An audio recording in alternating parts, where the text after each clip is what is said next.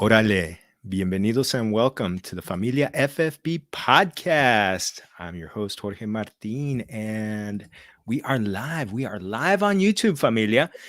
Please make sure to give us a like and subscribe. I learned this from the guy right here to make sure that we do this. So I am going to introduce our invitado de lujo, Familia.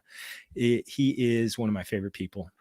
He has been, to say he's a friend is actually doing him a disservice. He's been mi hermano. He has been part sensei.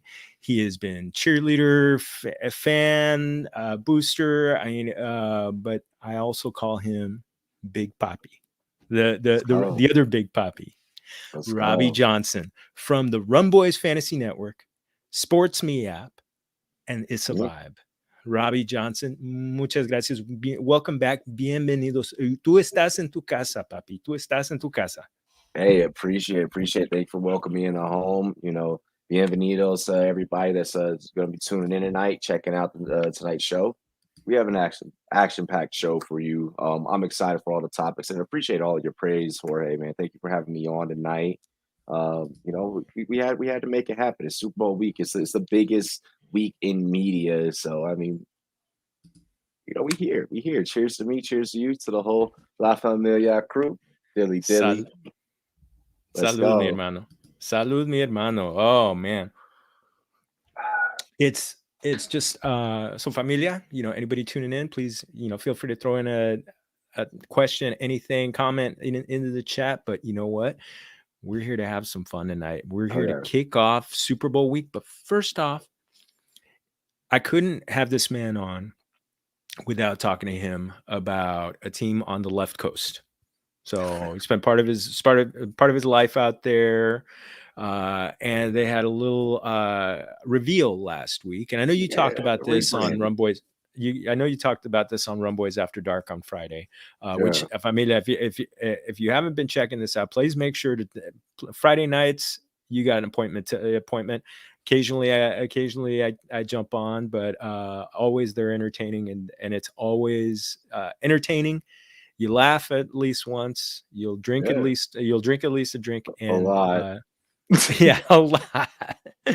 But you'll also come out with some information. But the Washington football team has got a new name, the Commanders. And I just, from somebody who's, followed them from the Redskin days, from your youth, the last couple of years as the WFT, the football team, now landing on a name Commanders. Now, I will admit, I was partial to the Hogs. Red Hogs, something like that. But what are kind of your thoughts on the new name? Fire your marketing guy. My gosh, Washington. Fuck me, right? No, like for real, like the name's not as bad as many wanted to go out on Twitter and and Facebook and just social media in general and kind of bash on it. Everything is a meme nowadays, and like cancel culture runs like true and wild. One of my favorite jokes that I saw was y'all went from being the Redskins to the motherfuckers that were killing them, and I was like, God damn it! Like you're right. Like it's no matter how you look at it, it was kind of bad, but this name sounds like something that you created when you're like playing with your amigos, back when you're like a kid. Remember the old school PlayStation 2 days when Michael Vick was on the cover of Madden? Remember those days? Remember the hit stick days? Those days with the QB Vision days? Okay, when those things were brand new, when Donovan McNabb was on the cover of freaking Madden. This sounds like a name that you created when you create a team, and then you create a player and put that player on that team, and then boosted them all the way up to 99 and boosted everyone else on the team up to 99. You got like yourself, Randy Moss, Jerry Rice, all as receivers. It's like, of course, this is what this team name sounds like. Commanders. It sounds like it's like a 14-year-old created it. To be honest, but at least they kept the colors. So yeah, they kept the colors. Yeah, they kept the colors. You remember that movie Small Soldiers? Yes. Well, Tom Lee Jones was the voice of the main dude. Yo, that by the way, that is one of my most favorite movies, a '90s classic. Um, but that's what they were. They were the Commandos. They were the Commandos. Yeah, that's what this sounds like. That's what I thought of when I heard this. You know, Yeah, you know what I actually put on Twitter. Did you watch Friends? Were you much of a Friends fan back in the day? a little bit, a little bit. So there was I'm not the as serious as our homie Jake Seeley. Shout out to you, Jake. But oh yes. yeah. Well, there was the whole, going commando episode where Joey comes out and he's wearing all the food, all the clothes and everything. He goes, "I'm going to do some." I actually found a GIF on a GIF on Twitter and posted it, and actually got a few laughs from people. So Bro, that was pretty good. that's good. That's good. That's just comedy, especially if you know that episode. Like, yes, man, it's not like no matter what, I'm going to support my team. Okay, the way that I feel how people reacted to the name reveal, they were going to react to this no matter what. No matter what we pick, they were going to nitpick and find something. If Yes. we did the Red Wolves, they're going to be like, "You're still appropriating Native American culture." Like if we did the Red Hogs, that was going to come out. Like that's why they did not do those names. Um, but that aside, that being said, I feel like the internet and social media kind of like overreacted with this one. Uh, it's like when it's like people that tell you like that Nickelback sucks, and it's like, but if Nickelback comes on the radio, you're singing it lyric for lyric. If someone is singing it at karaoke, you're hopping on and you're singing right along, like singing a song. Like it's a thing. It's a thing. What else? What else is something that like culture will tell you that like Justin Bieber is like his music is like trash. Like although it may not be for me, I can't sing. Yes. I can't play guitar. I can't dance.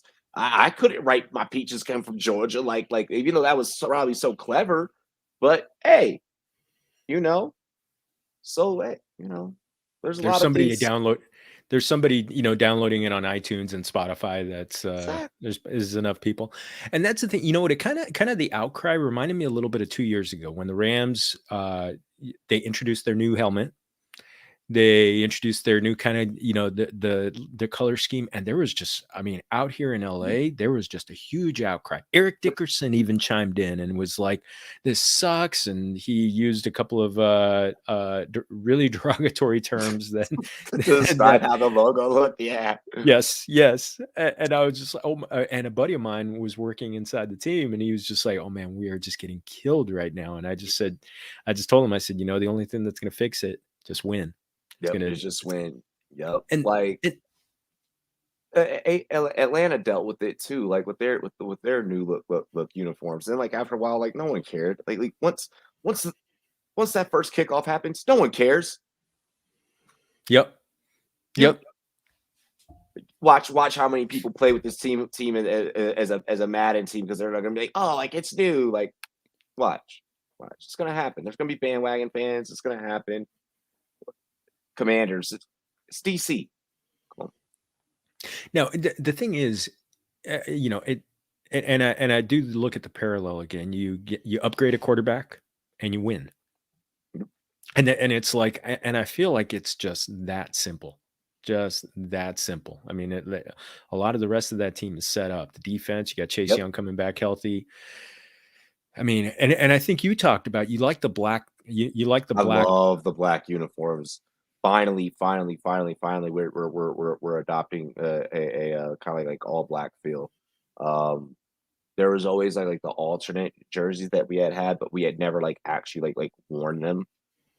So like the fact that we're actually going to wear these I'm excited. I'm excited, and the fact that that'll probably be the most highest purchased one because that was the one that even people that were like may not like the name, but that jersey's pretty like it's nice. Like they did good on that one. So I could see people like going out buying the jerseys. I could see like some famous rapper or something wearing like the all black edition, and then like all of a sudden it's like, oh, like now I need to buy one. Like it'll happen. It'll be a thing. What whose jersey name are you? Whose name are you going to get on it? So when so I have a Sean Taylor in the All Whites Ooh, when we were the Redskins. I have Terry McLaurin in the Burgundy when we were Washington football team. So I'll probably do Chase Young ah, in the All yes, Black. Yeah. that's a bad And then I'll man. have like 1, 2, 3. That's a guy, when you hear so much talk about him. I mean, obviously they missed him most of this season, but I mean, he's a guy that really could Yeah. have a Hall of Fame trajectory. And it's like, yeah, that's a jersey like And he, out here, Aaron Donald. and he's ready to be a lifer with the team. So like that's going to be interesting as well.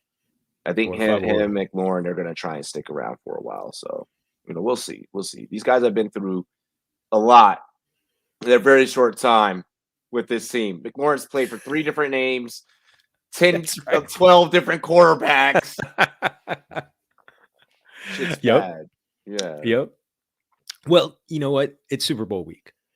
Let's And go. out here in LA, it's LA's starting to kind of get a little woken up. It's been it's Yeah. it's been a while since the Super Bowl has been here, since the 90s. So this city definitely knows how to throw a party. Yeah. And so they know that once the players start coming in and the media availabilities start up on Wednesday, that things are going to start to get serious. The parties are going to start to happen. So I really, that's why I love the idea of talking about that. It's kind of kicking off Super Bowl coverage on our show here with you, because you've lived in LA, you know what this city is about. And so I just kind of like wanted to get just talking about the game itself. What are your early impressions on how the game is going to, how the Super Bowl is going to play out? There's you have to really Doctor Strange this one. Yeah. Where I'm I'm going through my multiple scenarios. Um, how I think that it's going to play out and how I want it to play out are 2 totally different things. I would love it to just be a knockout, drag out, shootout. I could also see to where there's could be a very clear, easy path to where the Rams could come out and they could dominate. Like it's home, it's like their own stadium. Yeah, like Bengals offensive line troubles. Like there's Yes. that, but then it's like there's Joe Burrow on the other side. Like so, I think that in all likelihood, we could be looking at something fairly decently, high scoring. Maybe not, 30 points per each side. Maybe, we're looking at a 27-24 on a high end type of deal. Um, And that would cover the over. The over's at yeah, that 49 and would a half. the over is at 49 and a half.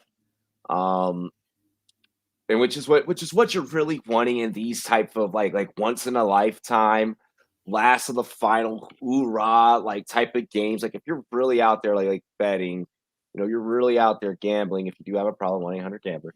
Um, Yes.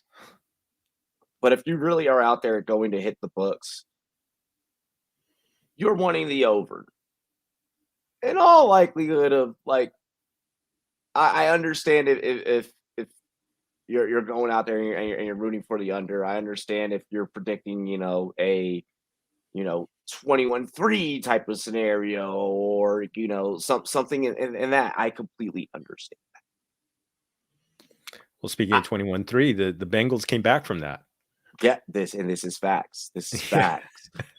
Like you have two guys that have never ever ever been in this scenario in terms of the Right. quarterbacks.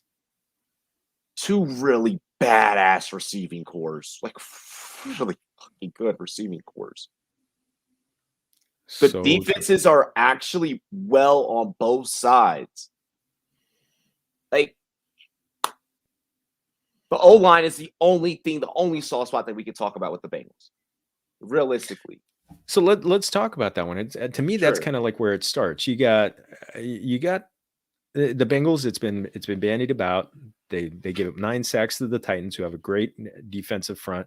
The Chiefs are not as ferocious up front, but the Rams may have as good a pass rush as there is. I think they were neck and neck with San Francisco for the best pass rush in the playoffs.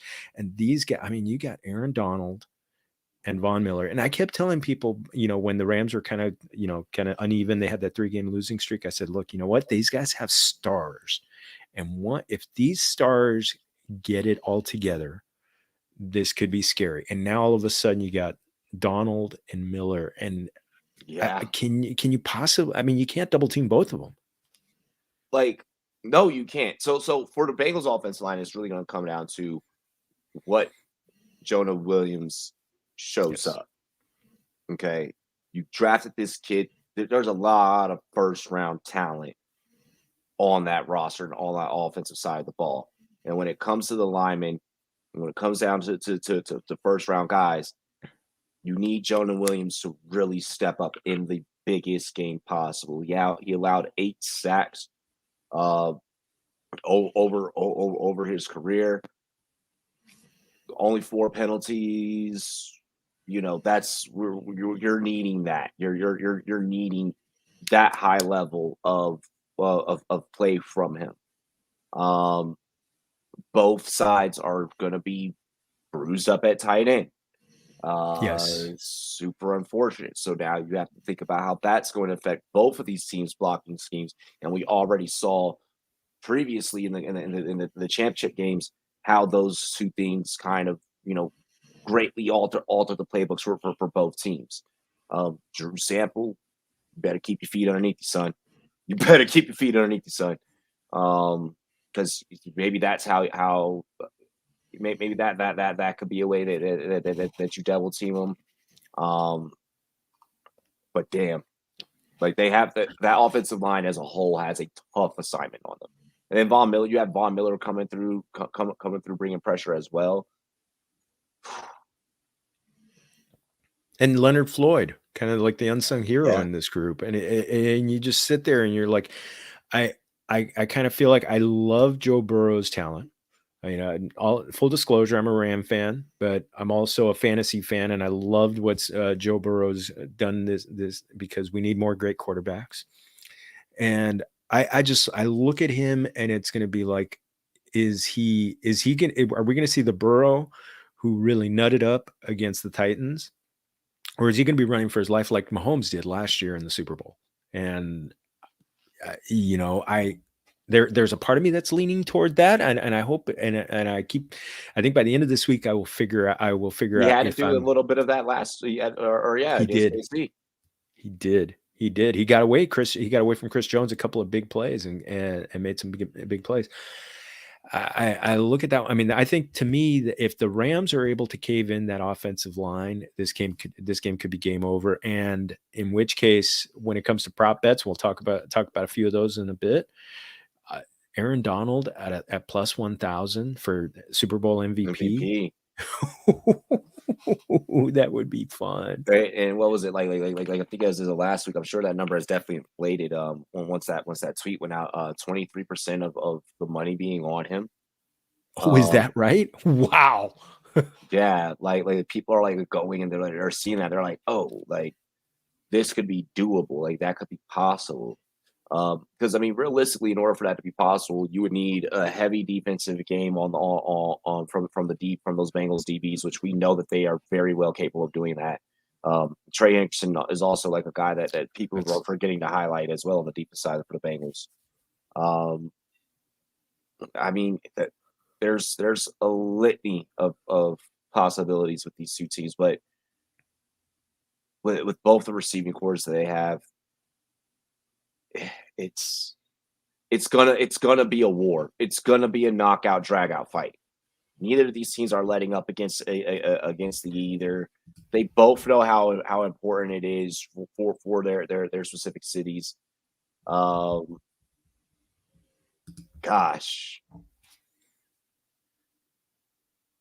it's gonna be tough. It's gonna be tough. I've been riding the Bengals all year. But this game could possibly make me sway away from it for once. This one could break it. I really think that I think Burrow will make some plays, but I think that defensive front is kind of like in the last game where it was just like they kept the pressure, and then and Donald, I mean, he made one play, but it was Yeah, the play, replay. and it was just like he just kept wearing them down, and that's the thing, he just keeps coming. So I think when you got somebody that special, that and not and I think he kind of embodies that team that came close 2 years ago, and he Mhm. balled out in that game. Yep. And it's kind of like in LA, it reminds me a little bit about 2 years ago when the Dodgers won the World Series, and it was like they wanted the city wanted the championship for Clayton Kershaw. I'm Yep. getting that feeling they want this They won championship it for for Aaron Aaron Donald. Donald. Yeah. But there's also with the Bengals, you got the kid from Athens, Joe Burrow. Him and his college teammate, Joe Burrow, does not lose in big time. Like it's just proven that he doesn't lose in big time, and we've seen Stafford be 0-4 in the playoffs. And I get that Yeah. that has not happened with this brand new Rams team.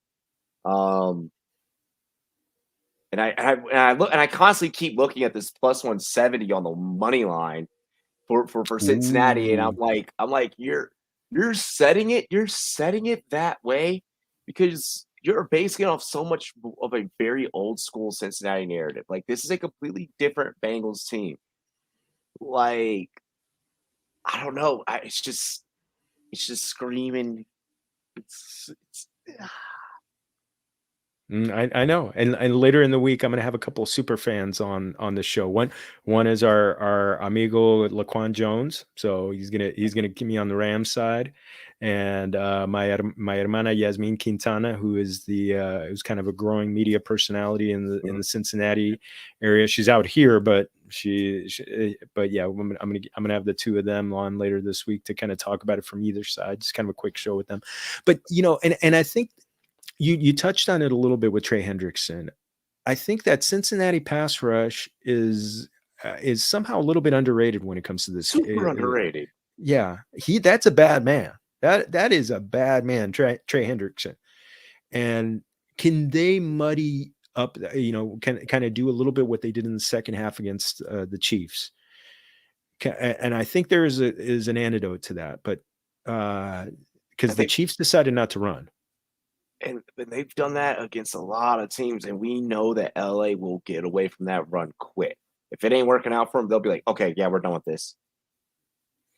Yeah, but the thing is, I kind of wonder if after 2 games in a row against two of the best run defenses, Tampa Bay and San Francisco back to back, the Bengals are not in that league when it comes to defending the run. I think if the Rams really really work on the run, they run the ball more than 20 times. Because I think they ran the ball 25 total times. There were 25 rushes against the Buccaneers, and they were Mm, just under that against the 49ers. If they commit to the running game, I think that keeps them from dropping 8 like they did against the Chiefs, and just kind of making that middle ground just really really muddied up. Because that's the yeah, thing. I mean, do you think that is that? I think could that be the path to success? that's and that if you're gonna beat Joe Burrow, you're gonna keep the ball out of his hands. You don't want none of that miracle type stuff from Joe Burrow. You don't want that. You're wanting to keep Burrow conservative as possible. Um, but if you the problem the problem with that Bengals team is that if you cut off one head of the snake, another head is just going to grow back, and more are just going to grow. And that's tough. That's tough. It's like, okay, well, I singled out Jamar Chase. Shit, he still has T. Higgins. All right, well, I singled out T. Higgins. Damn, now Jamar's going to go off. Or now Tyler Boyd. Oh wait, like Sample can still possibly have a game. It it's tough. It's really, really, really tough if you're the Rams. Your best bet is just to keep pressure on Burrow, but at the same time, he doesn't have to have that sturdy offensive line. We've seen Mhm. it. We've We've seen seen it. Like now.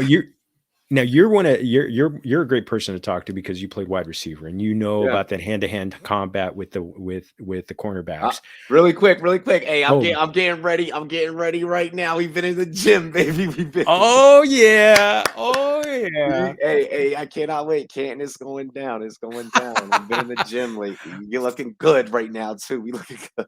Fingers crossed. Fingers crossed. I'm saving a little money to get out there. So Hey, got to, yeah. fantasy was good for me this year. So I got a little piggy bank set aside. So now I just got to make sure my oldest daughter doesn't leave for college that weekend because if that doesn't happen, Yeah. we're gonna have a good time and Ken.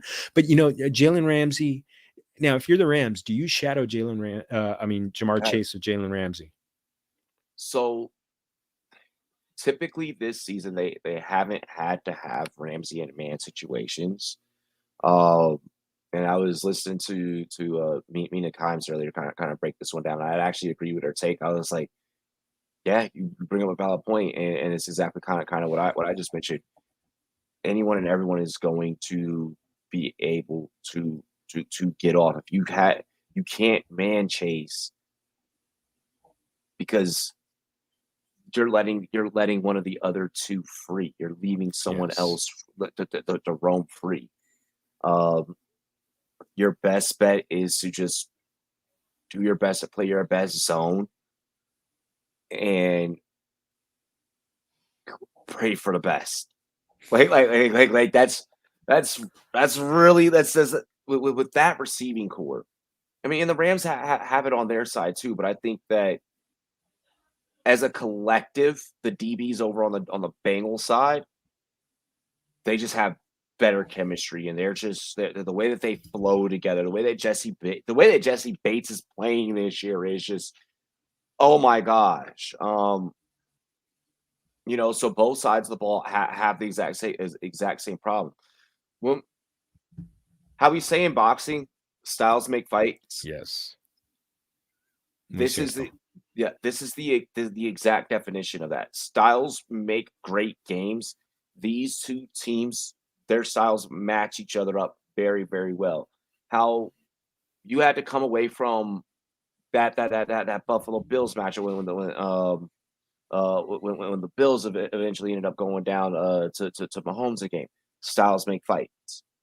You know, when Cincinnati had to go up against the Chiefs, styles make fights. Like it just comes out. You just have that underdog that did not want to lay down.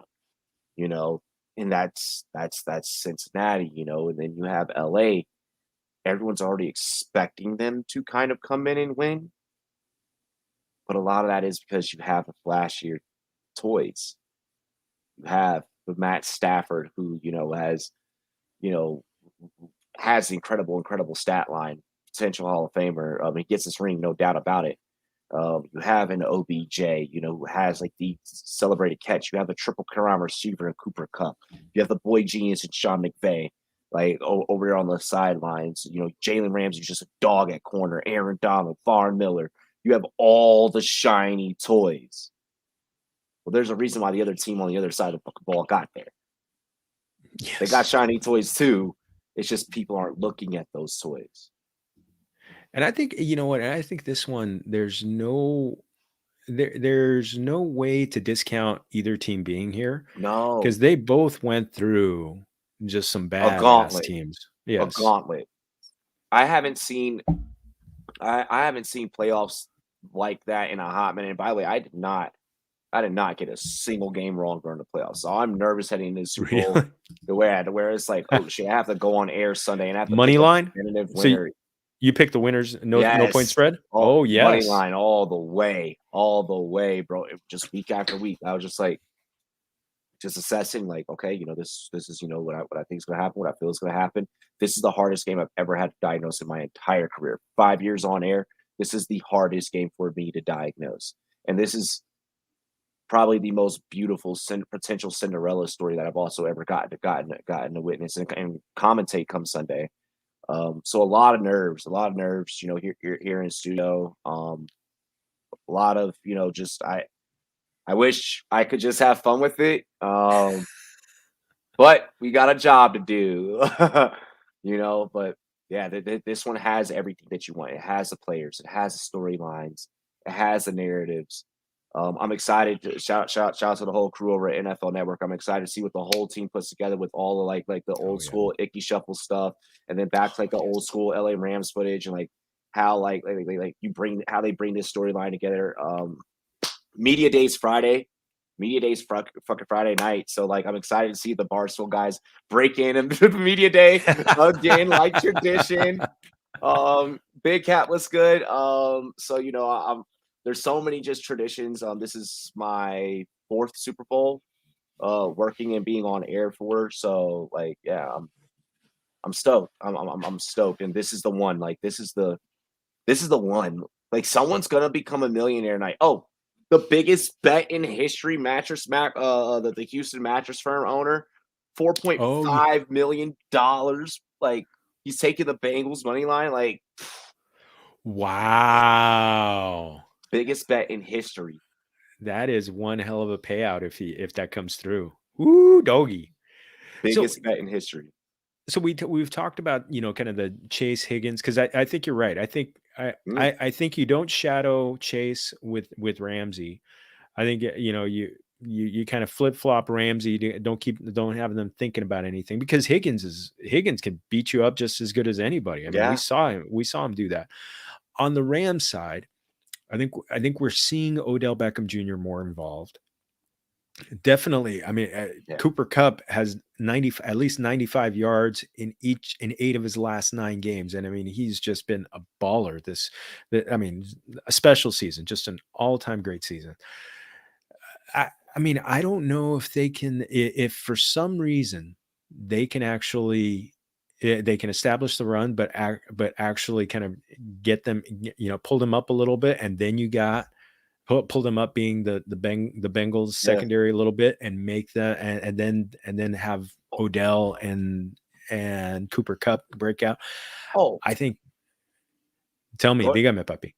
bro, I'm gonna be honest. If I'm a Wuzier, I'm walking up to Odell first play. I'm getting a flag first play of the game, and I'm just popping him Oh, right in the side of the helmet because he gets emotional.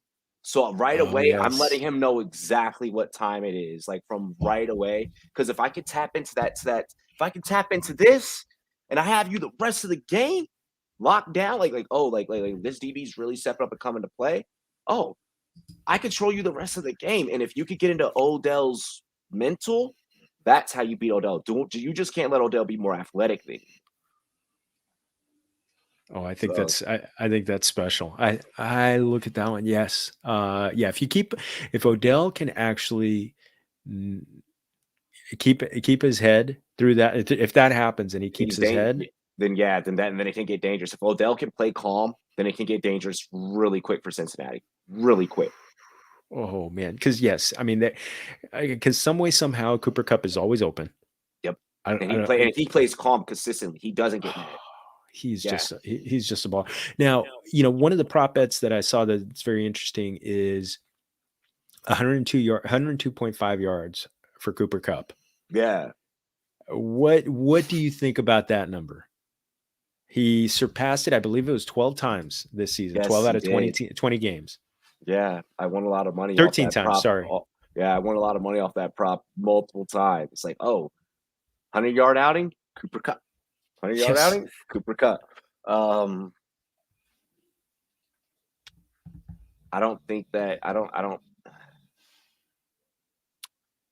think that the Bengals are going to be a, there's too much talent on both sides of the ball. So like there's going to be 100-yard games receiving on both Yes. sides. And I think Cooper Kupp is probably the clear benefactor of that. I know that Odell's kind of been, you know, he's turned it on since being there in LA, but Cooper Kupp knows that field so well. He knows exactly what hash, where to cut. Him and Stafford have a chemistry. Hey, I'm going to be cutting here at this hash. My hands will be, you know, right here, you know, near you know, to the right side of my body. Just put the ball like right there. They know these things. So that's where like home field advantage, aside from crowd noise and things of that nature, comes into play, is that you know your field, you know your groundskeepers, so on and so forth. Um, if you're betting the over, then you're taking props on both sides for receivers that have 100-yard outings, and Cooper Kupp is a safe one that I'd put on. And maybe you even play that one just as a singles. Like maybe you don't even like worry about that as a parlay or something. You just singles that, boom, you know. And actually, Jamar Chase, his number's 79.5. I feel that number feels like a trap. That's a trap. That's a low number. Yeah. That's a trap. Yeah. Take the over on that. But he's passed that number 2 out of 3 times in the playoffs and 8 times overall in the season. So he does have but I mean, I often look at this time of year. I don't think Jalen can handle him one-on-one. The whole, oh, wow. I don't think Jalen can handle him one-on-one. I think Jalen's too small. Wow. I think Jalen got a lot of dog in him. Oh, he's a bad man. But let Chase let the first time that it happens, Jalen will be fine. The second time that it happens and he's lined up on Chase, and if Chase does him in real dirty the second time, Ramsey's another guy where he'll get emotional. And, and if that happens, look for Callahan to start putting Chase wherever Ramsey is. Hey, motion, Chase. We need to send Chase in motion. We're going to send Chase in motion. Why are we sending Chase in motion? You see where Ramsey's at? Ramsey's pissed off right now. We're going to keep attacking him.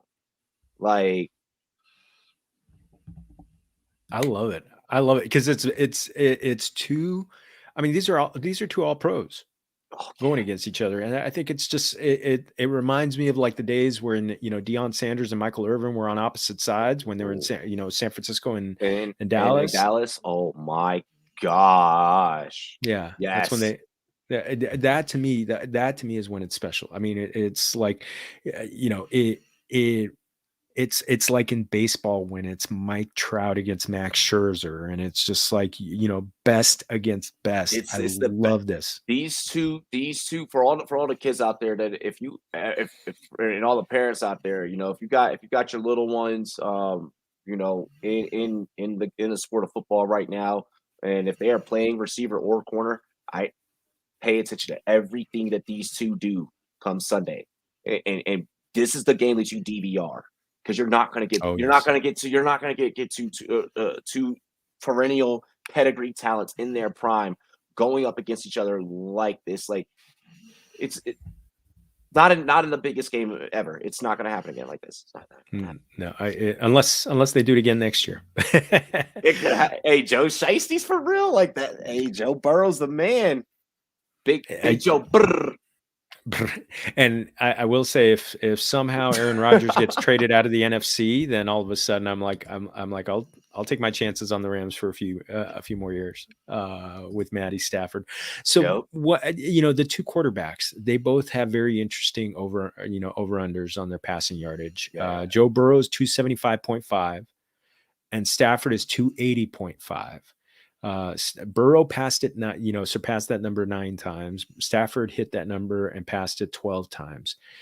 It's I mean that tells if you like the over on both of those numbers, then you're going over on 49.5 because there's no way they're both going to be pushing 300 yards and not have this be a high scoring game.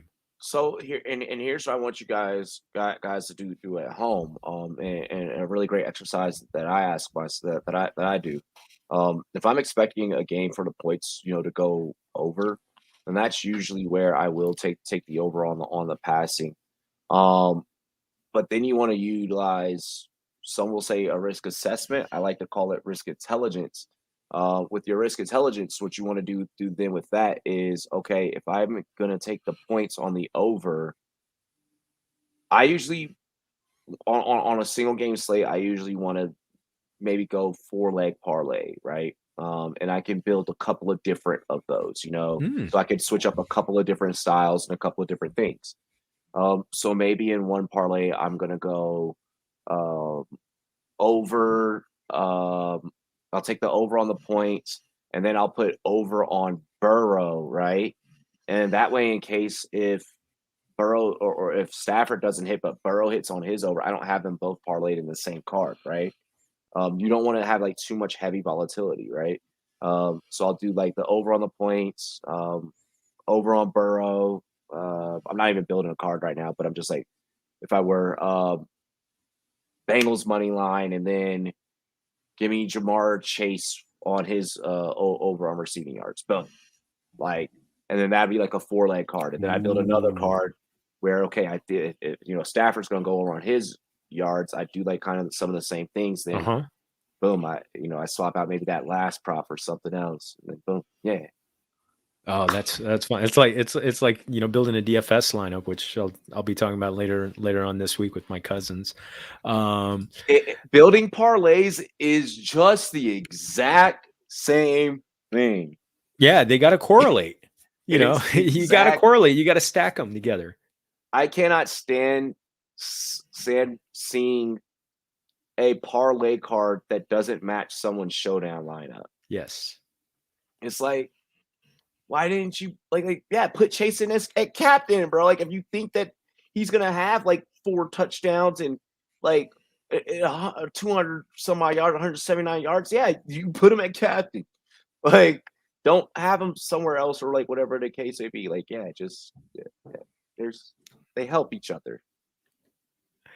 So, are you feeling the over in this one, 49.5? As of right now? Yeah, as of right now. But I know that like I'm gonna get a text from Snacks in the middle of the week, and he's gonna be like, "Don't be a degenerate, don't bet the over." And then like come Friday night, I'll start talking with some sense. It was I did do some checking. The last 3 games have all gone under. The last 3 Super Bowls. Yep. So does that mean it's due, or but those games have been. The one with the Rams and the Patriots was just ugly. But and those were all games that people wanted overs, right? So it's like, and usually like in these big game situations when you have like the 2 of the best of the best, yeah, you're gonna run into an under scenario. Like it's I'm not saying that it's not smart to take the under. I'm just saying that it's not fun. Yeah, it's not, because then you're not rooting for points. I know. No, yeah, you're not rooting for points, and it's like, and then when you like post about it like on like social media, like then you just look like an asshole, and people are like, oh well, like, so you got it right. It's not, it doesn't bode well for publicity or for like or for like you gambling and having fun for like the sake of gambling. So yeah, like no. If you want to have fun, yeah, you're taking the over. And like if it doesn't happen, you shouldn't be betting more than what you can't risk anyways. Yes. Yes. And you're doing it for fun anyways. Don't break your TV, please. Yes, please don't break your TV. Please, por favor. Especially if it's a TV that you plan on returning after the game. Yeah, y'all rent center asses. Now, I got one fun prop bet that I put on the show sheet, but is there a prop bet that you're kind of keeping an eye on for this week that I didn't mention on here? No, sorry I to put haven't. you on the spot. No, no, you're good. That's what we're here for. I think that some of the some of the Super Bowl specials are kind of interesting. Hang on, where is it? It's not the it's the it's like the player specials. Yeah, the player specials. It's like both teams have scored 25 plus points. Combined with Joe Burrow and Matt Stafford to both or Joe Burrow and Matt Stafford 250 plus passing yards each, and that's at 450 odds. And there's no yes or no with it. It's just like it's yes, you're taking that. So I think that some of those Super Bowl specials over on DraftKings, if you go over to Super Bowl specials, player specials, I think that those are kind of fun. Cam Akers has scored the first game TD. I like that one. Yeah, I like that one. Can you imagine the story that he would be if somehow he has a big game, kind of like a Terrell Davis kind of game back in the 90s against the Packers, and then all of a sudden he wins Super Bowl MVP 5 months, after blowing out his Achilles? That would just be epic. So that literally, I love that you referenced that game. That was one of my favorite Super Bowls of all time. And when I met TD, I told him about that, and he was like, he literally goes, he's like, I was a dog in that one, wasn't I? I was like, yeah, you are. Bad man. He put everybody, including Elway, on his back and just Mm-hmm. rode that one. That was special. That That mile was, high salute. oh God, I love TD. I love Yes, TD. but he's a Oh, good dude. He's a good dude too. He's a good dude. I've heard from you and from Omar Ruiz at NFL Network. Just Yeah. he's got mad love for TD. So I got one. I did put a fun one on the show sheet. There's always one about the Gatorade. Oh yeah. So, do you have any fun ideas on what the Gatorade shower is gonna be? It's gotta be purple. Ooh, that grape flavor. Yeah, go with that grape drink. Ooh, wow, that would be. Because Jamar Chase over there, with the Bengals, he be hitting the giddy. I think Zach Taylor and the boys that got swag over there. You got Joe Burrow, Shiesty Big Brr. That is my thing now. Like that is ever since the Rumboyz chat started that, I was like, yep, that's my thing. Big Brr.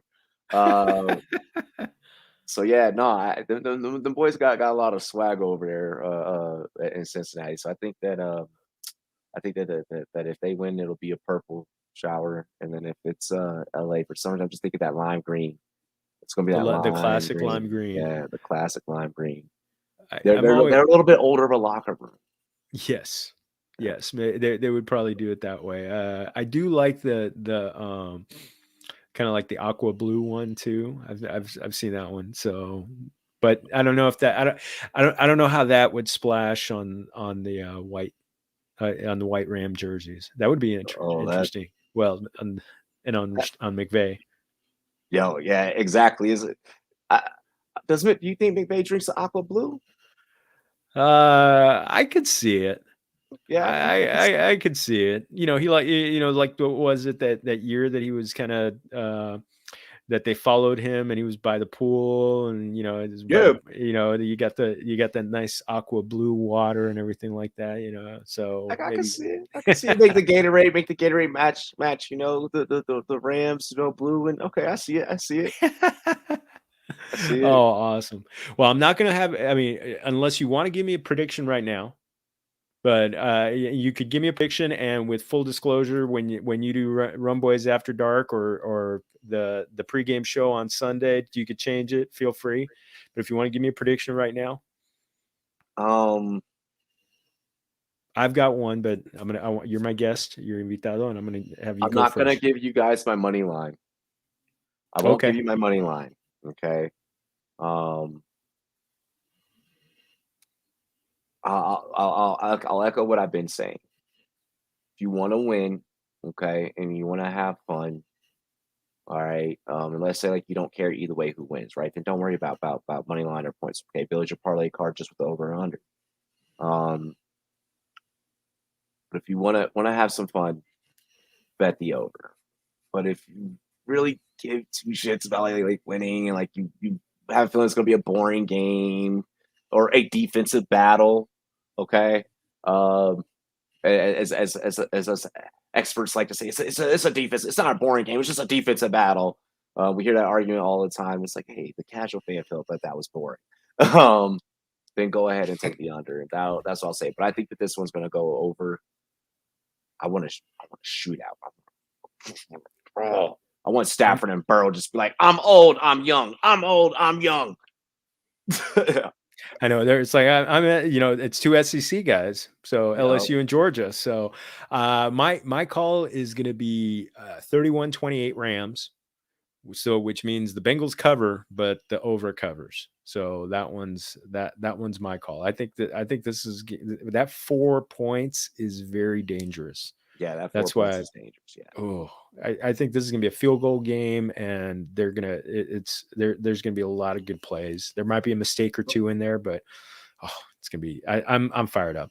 You're I am gonna need it. fired. You're gonna need a showdown lineup that'll feature both kickers, just in the event that it goes under.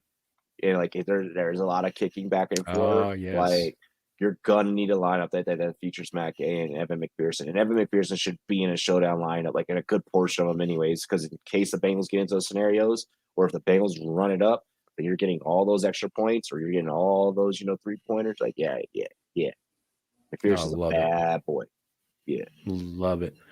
Well, I got a quick last section of this because it would not be it would not be complete if we didn't talk a little, straight fantasy. And I always love it because I don't think there was anybody who owned the call of Derrick Henry last year, and for 8 games, you were the king. You had that, like, that blinged out look that he had, where that he had with the crown. Yeah.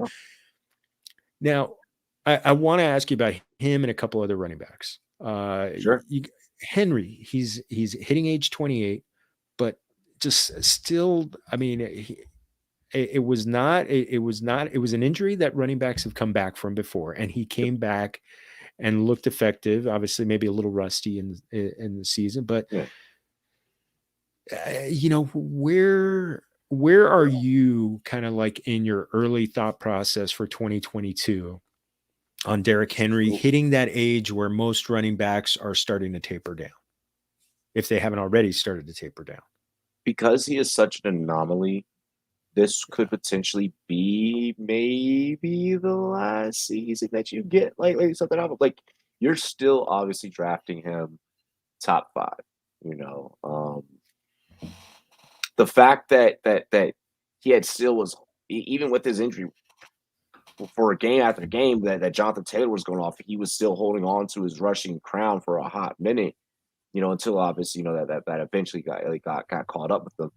It's impeccable. I think you're still fine drafting and drafting Derrick Henry, building a team around Derrick Henry. I'm still going to do it, not running away from that direction. But yeah, I think that you guys are fine rostering Henry in the future. And still, I mean, he's a yards after contact monster. I mean, the thing that struck me was he was still 7th in yards after contact, and he didn't even play half a season. Yep. So just, I mean, he may be that much of an outlier, and he was still not that much of a, I mean, he's still an outlier, and I still keep remembering those first 2 seasons where he didn't get a lot of work. Yeah. So I think he's got, I think he's still got some bullets in the chamber. Still got some tread on the tires. So another guy you're familiar with from Washington, the Commanders, the commander in chief of their backfield, hopefully. Antonio Gibson, a guy who battled injuries before the season, that, kind of remnants from the previous season. Still came through with 1,000-yard season, 1,037 in fact.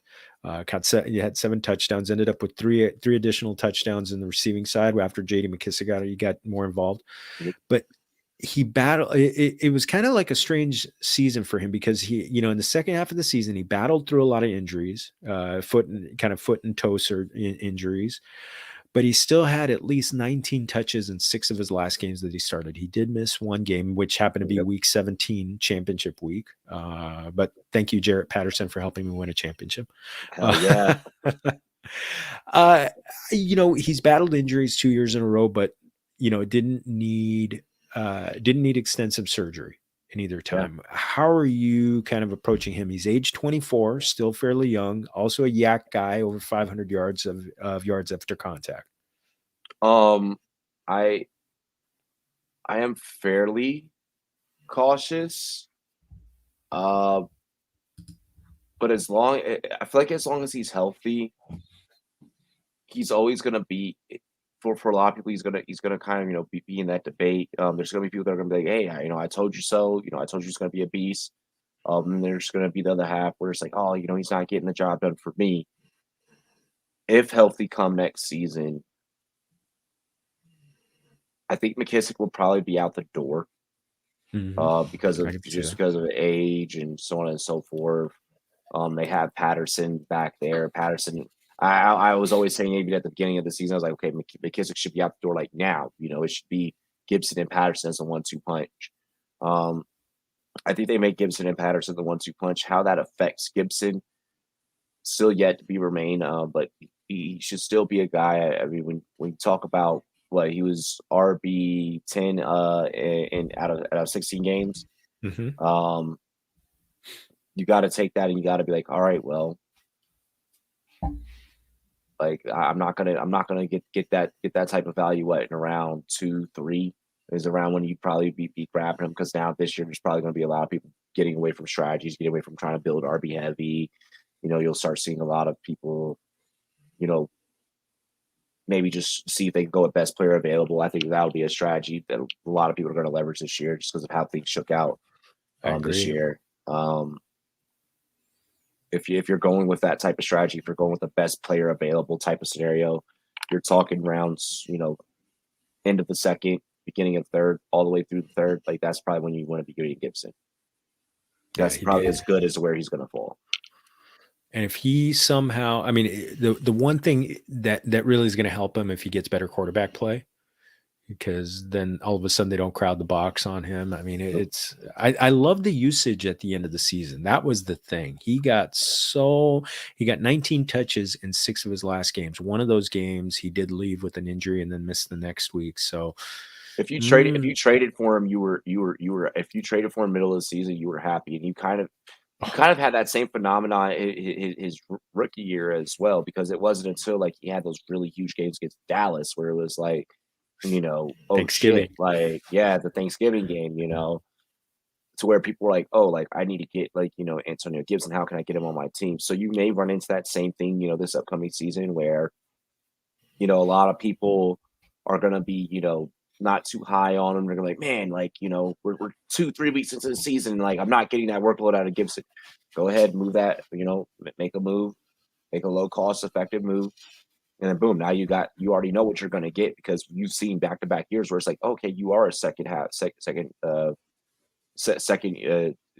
half the year type of guy, and that's what you need when you're going for the playoffs. Anyways, you need to get those string together, those wins, or either you need to have such a good roster at the beginning that like when the bye weeks and the craziness starts happening and the injuries start happening, you've already racked together so many that it didn't matter. I lost Derrick Henry in the league. It didn't matter. I had already had like 8 wins. Like I was like, okay, well, I just need to patchwork this one position and like I'm good. Oh, that's such a hard position. I mean, well, yeah. I mean, it's one thing.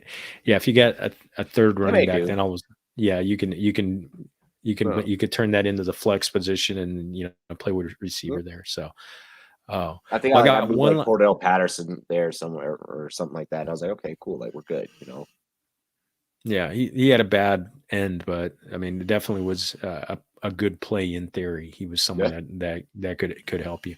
So the last one, I think next year everybody's going to be looking for that Jonathan Taylor, that second year running back that kind of explodes.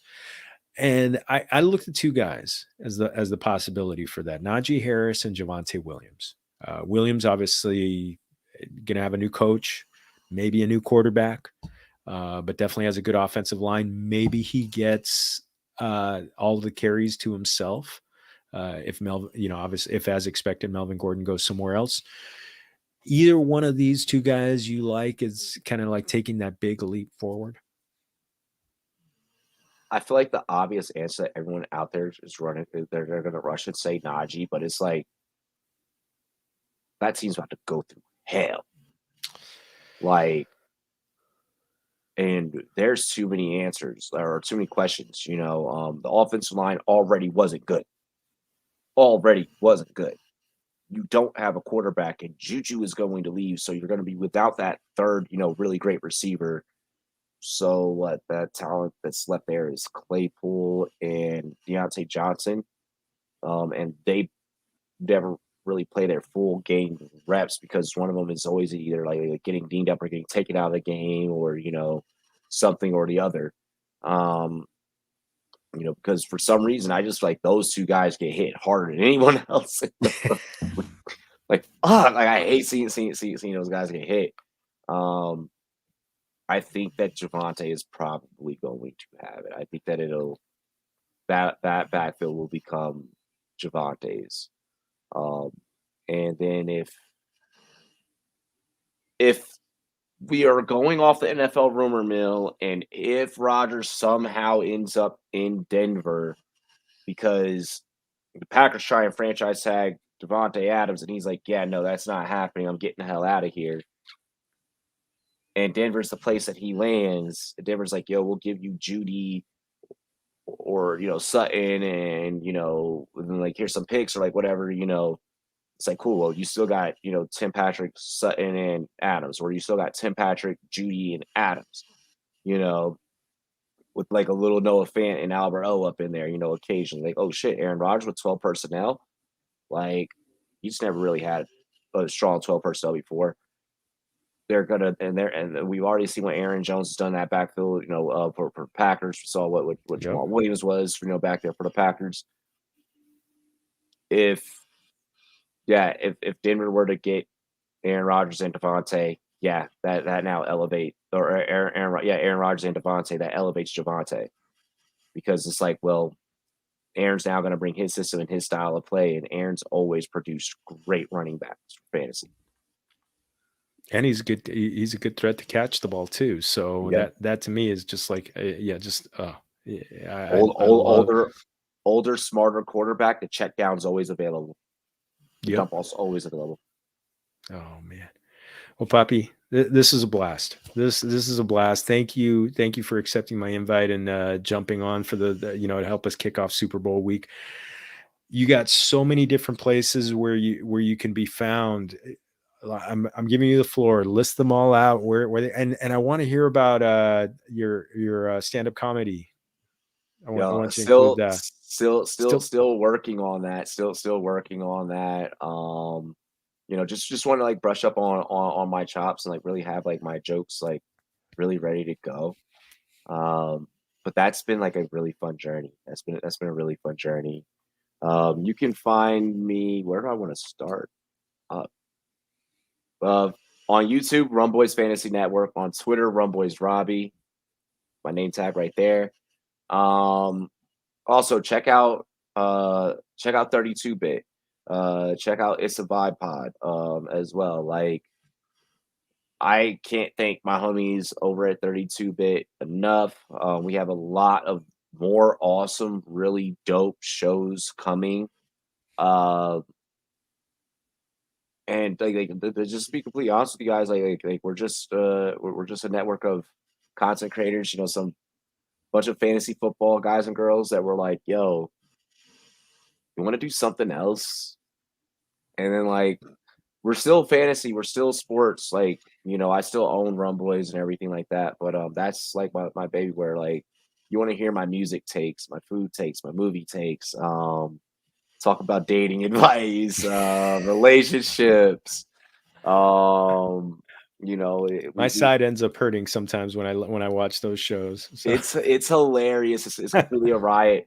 And tomorrow night we're filming. And we already have the show sheet done, and it's the weekend. This past weekend kind of wrote the show sheet for itself. So it's gonna be fun. But yeah, check it out there, and look out for the big news coming from Sports Me. Yes.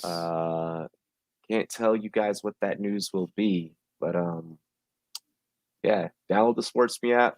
You guys want to talk? You want to get gambling advice? You want to debate on your favorite sports topics? Whatever.